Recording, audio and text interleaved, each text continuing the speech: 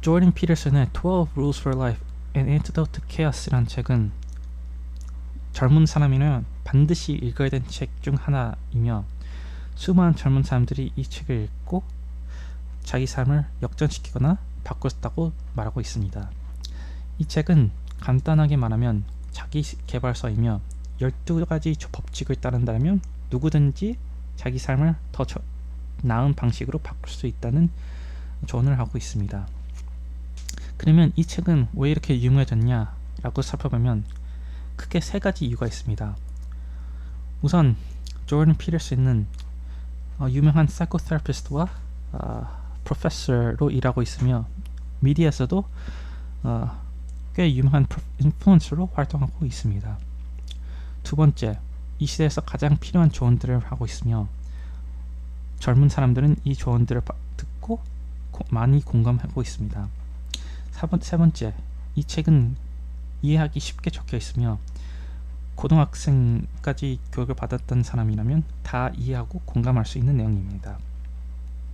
그래서 이 책의 내용을 잠깐 살펴보면, 이 책의 첫 번째 법칙이 쫄지 말고 어깨 피고 세상을 향해 맞서라 라는 내용이 있습니다. 이 첫 번째 법칙이 가장 유명한 법칙이며 가장 공감된 내용이라고 저는 생각합니다. 저는 이 법칙과 챕터를 읽으면서 이렇게 생각했습니다. 사람은 적응하는 동물입니다.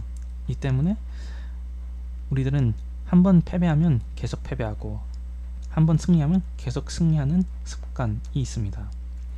이 때문에 조던 피터슨은 패배자들한테 승리한 사람들처럼 행동하고,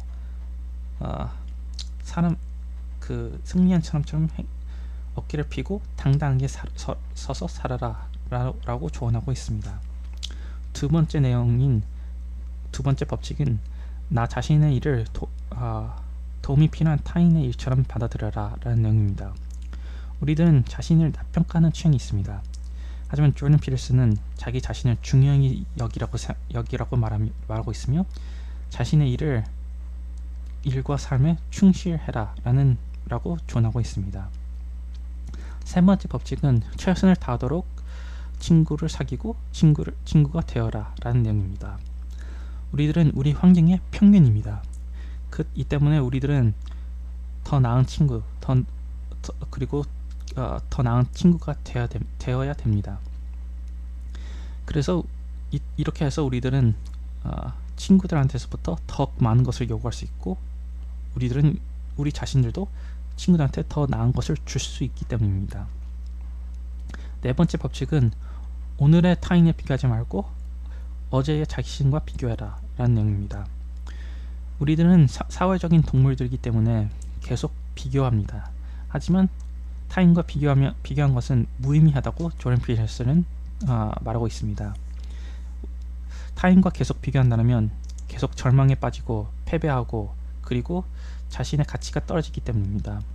이 때문에 성장을 하기 위해서라면 자기 자신과 비교하고 계속 어제에 비해 성장했다는 것을 증명해야 한다고 조던 피터슨은 조언하고 있습니다.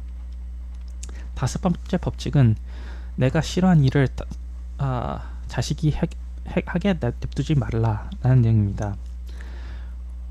우리들은 크게 두 가지 방식으로 배웁니다. 채찍과 당근. 당근은 우리들은 자연스럽게 좋은 것을 추구하고 이것을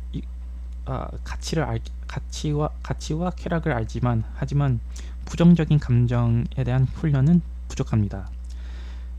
뭐가 나쁜 것이라면 나쁜 것이라고 일찍 배워서 이것을 피해야 된다고 알아야 되는데, 현 교육 시스템은 이러한 채찍 교육이 많이 부족합니다.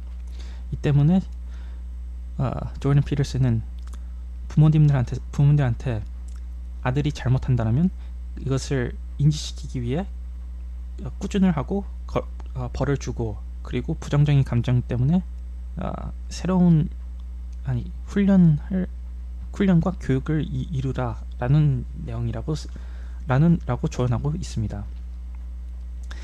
여섯 번째 법칙은 세상을 바꾸기 위해 나 자신을 먼저 정리해라 라는 내용입니다. 우리들은 그 뉴스와 미디어에서 이러한 위선적인 행동 그리고 위선적인 사람들을 많이 봅니다. 정치인들과 뭐 인플루언서 아니면 사회적인 사회자들은 자기 자신 뭐 좋은 말들과 많은 세상을 바꿔야 된다는 이러한 많은 말들 하지만 자기 자신의 삶을 본다면 엉망진창이고, 그리고 솔직히 이렇게 말하는 자격 자체가 없습니다. 그래서 조던 피터슨은 자기 자신의 삶을 먼저 돌이키고 정리해야 세상을 바꿀 수 있는 권력 아니면 그러한 자격이 주어진다고 말하고 있습니다. 일곱 번째 법칙은 이해관계가 아니라 의미 있는 것을 추구하라라는 내용입니다. 세상은 고통스럽습니다. 이 때문에 일반인들은 순간적인 쾌락을 추구하며 자기 삶을 망치는 길을 많이 걷습니다. 하지만 이러한 길은 조던 피터슨이 선호하지 않고 있으며 더 나은 길, 저 의미 있는 삶을 살기 위해 자기 자신을 희생시키고 자기 레벨 그리고 자기 삶을 올릴 수 있는 사람이 되어야 된다고 주장하고 있습니다. 여덟 번째 법칙은 진실을 말해라 라는 내용입니다. 그리고 진실을 말하지 못한다면 그래도 거짓은 절대로 말하지 말아라. 조던 피터슨은 이것을 willful blindness라고 설명하고 있습니다. 우리들은 문제를 해결하기 위해 그 문제를 처음부터 인식하고 이해하고 그리고 노력해서 나아져야 합니다. 하지만 우리들은 우리들 자신과 타인들에게 거짓을 말한다면 이 문제를 처음부터 인식한 것에 포기하기 위해 계속 문제는 부풀어지고 결국 터지는 문제가 생긴다고 말하고 있습니다. 이 때문에 우리들은 거짓을 피해야 되며, 그리고 거짓을 계속한다면 거짓 자체가 습관화되어 문제를 해결할 수 있는 능력 자체가 없어진다고 주장하고 있습니다. 아홉 번째 법칙은 내가 모르는 것을 다른 사람이 알고 있다는 것을 내가 모르는 것을 다른 사람이 알고 있으니 계속 신중히 들어라 라는 내용이 있습니다. 현 시대 사람들은 말하기 바쁩니다. 하지만 우리들은 새로운 인풋을 받기 위해 그리고 새로운 성장을 이루기 위해 들어야 됩니다. 이는 말하기 위해 생각해야 하기 때문이며, 그 생각을 인식하고 소화하기 위해서는 들어야 되기 때문입니다. 열 번째 법칙은 정확하게 말하라 라는 내용입니다. 우리들은 효과적인 의사소통을 해야 되는데, 근데 추상적인 말과 초점에서 피한 말들을 말을 많이 하고 있습니다. 하지만 이러한 습관은 버리고 구체적이고 정확한 말을 할 수 있는 능력이 필요한다고 조던 피터슨은 주장하고 있습니다. 11번째 법칙은 아이들에게 위험한 놀이를 해두게 냅두라 라는 내용입니다. 우리는 어린 시절에서 세상을 경험하고 그 경험에서 경험할 수 있는 자유가 필요합니다. 이러한 경험에서부터 우리들은 위험을 겪고 거기서부터 competence, 능력과 그리고 용기를 얻게 됩니다. 12번째 법칙은 거리에 있는 들고리를 안아봐라 라는 내용입니다. 이 세상에서는 고통스러운 일들이 많고 슬픈 일들이 너무나 많지만, 하지만 그래도 아름답고 의미 있는 것들이 존재합니다. 우리들은 그 의미 있고 아름다운 일들을 추구하고 이것을 얻기 위해 노력해야 합니다.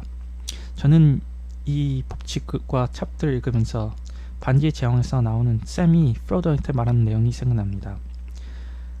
프로도가 절망할 때 샘은 이렇게 말했습니다. There is good in this world, and it's worth fighting for. 이 코트 내용처럼 세상에서 나쁜 일이 많지만 하지만 그래도 의미 있고 살 가치가 있기에 우리들은 노력하고 싸워야 한다고 저는 생각합니다. 들어줘서 감사합니다.